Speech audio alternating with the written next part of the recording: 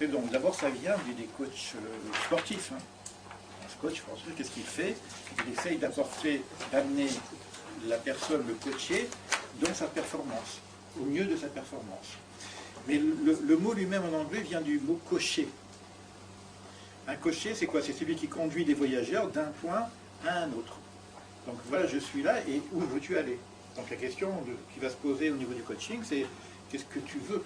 Où tu veux aller? Donc il y a une terminologie particulière de cet accompagnement. Aider des personnes à atteindre la destination qui se sont fixées.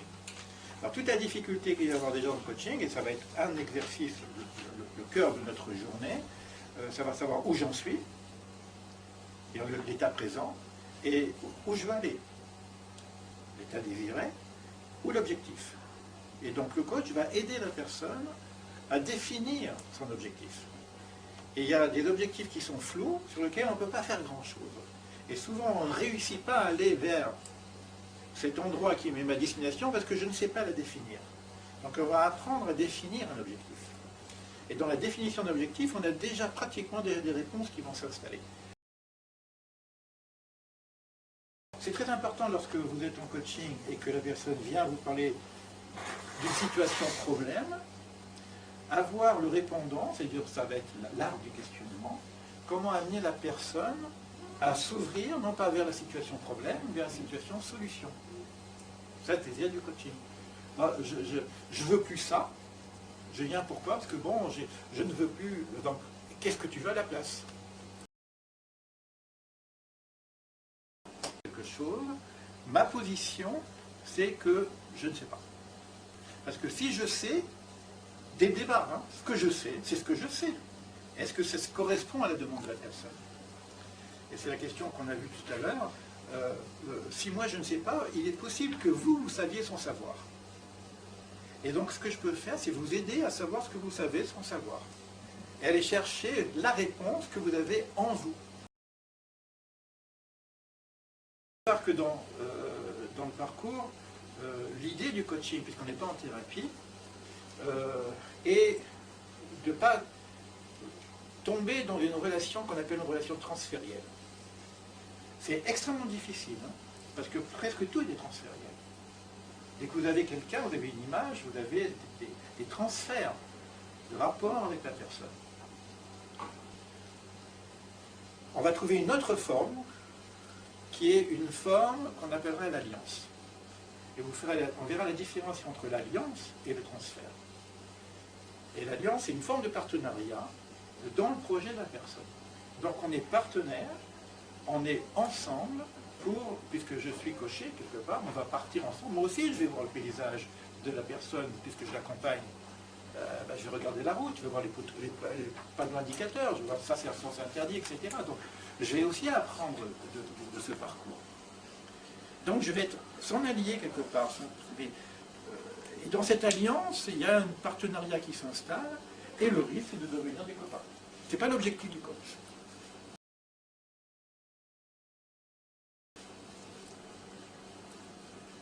Je ne peux pas coacher mon épouse. Parce que y a des rapports affectifs qui vont interférer. On a des besoins de partage qui sont parfois pas les mêmes. C'est pas ça. Coacher un enfant, on m'a demandé tout à l'heure, oui, mais je suis quand même le père. Donc c'est pas la même chose. Donc c'est un peu plus délicat.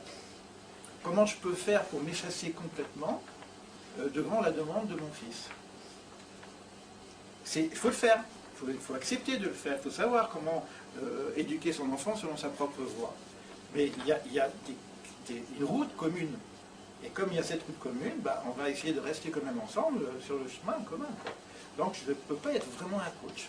Je peux être un père un peu plus intelligent, mais je ne vais pas être son coach. Ce n'est pas de la thérapie pure. C'est la logothérapie utilisée au niveau du coaching. La logothérapie, bon, pour l'instant, on dit la question du sens. Trouver un sens à sa vie. C'est quoi le sens? C'est quoi la vie? Est-ce que j'ai un problème existentiel ou un problème de vie? Et je reprendrai la différence entre ces deux termes. C'est énorme, c'est un carrefour. tout est dedans, quoi. Qui ne cherche pas le sens à sa vie? Alors, qu'est-ce qu'on apporte de plus? Qu'est-ce que Viktor Frankl apporte de plus en logothérapie? Et en quoi ça pourrait servir, cette dimension existentielle au niveau du coaching?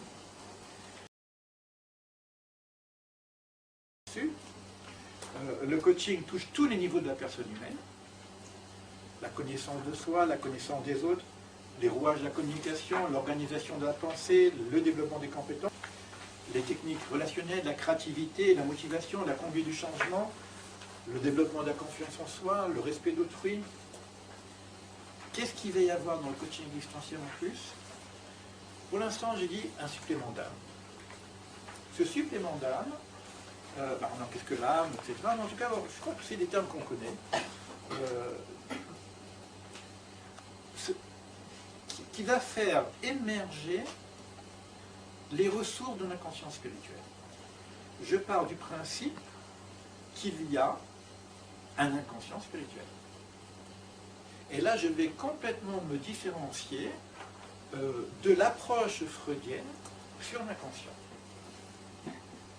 Viktor Frankl va se distinguer par rapport, et ça serait le développement qu'on va faire dans la partie logothérapie, de Freud, qui parle de l'inconscient libidinal, de la libido, ou du ça, en tout cas de l'instinct de plaisir, du problème de recevoir, de jouir de ce monde, et des difficultés que j'ai pour recevoir au mieux possible, et des névroses que je vais avoir par le manque à recevoir,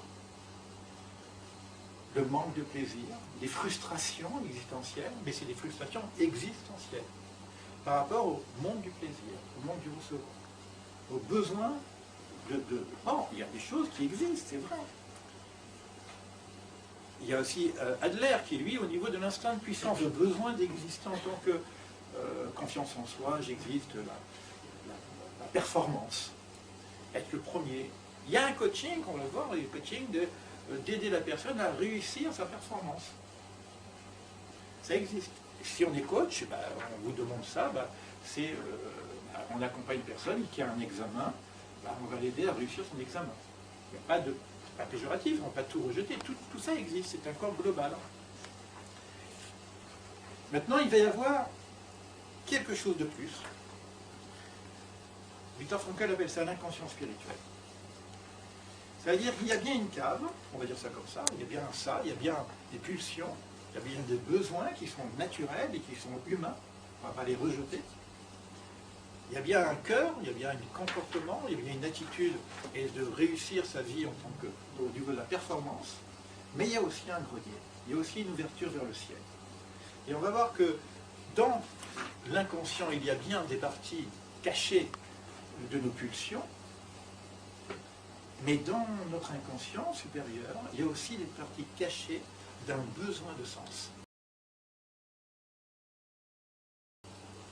Ça veut dire que si on est clair avec ce que je suis en train de dire, ce dont on parle, on ne se connaît pas. C'est-à-dire cette partie inconsciente, c'est la partie que vous connaissez. Votre demande spirituelle, c'est une demande de valeur, c'est des choses que vous avez en vous, par votre expérience. Donc il y a une partie que vous connaissez, au niveau de la partie spirituelle, mais il y a une autre partie que vous ne connaissez pas. Et cette partie-là, si j'y réponds pas, je vais avoir une sorte de frustration, que Viktor Frankl appelle néogénique, néogène, qui vient de nous, qui vient une frustration d'un manque de sens. D'accord? Et c'est là qu'on va se positionner au niveau du coaching existentiel. On peut aider une personne au niveau de la performance, mais ce n'est pas du coaching existentiel. On peut aider une personne au niveau de la confiance en soi, mais ce n'est pas du coaching existentiel. Ça fait partie du coaching classique. Donc là, je peux apprendre des outils pour aider une personne à avoir la confiance en soi. Mais là, je ne suis plus dans soi. Je suis dans trans-soi, transpersonnel. Et il va y avoir une différenciation qui est très délicate. Et la question qu'on va poser, c'est comment maintenant accéder à cette inconscience spirituelle. En logothérapie, on a des techniques. On a des techniques, puisque c'est un métier. La psychanalyse nous permet d'accéder à un inconscient libidinal par la technique analytique. Viktor Frankl a commencé à parler d'analyse existentielle, donc il y a la même technique analytique, mais au lieu d'analyser les bas-fonds, je vais analyser la vision, les choses qui sont de l'ordre du besoin de sens de la personne, dans sa partie inconsciente, les ressources inconscientes. Ça, en thérapie, on connaît. Mais maintenant, je voudrais voir comment je veux positionner en coaching.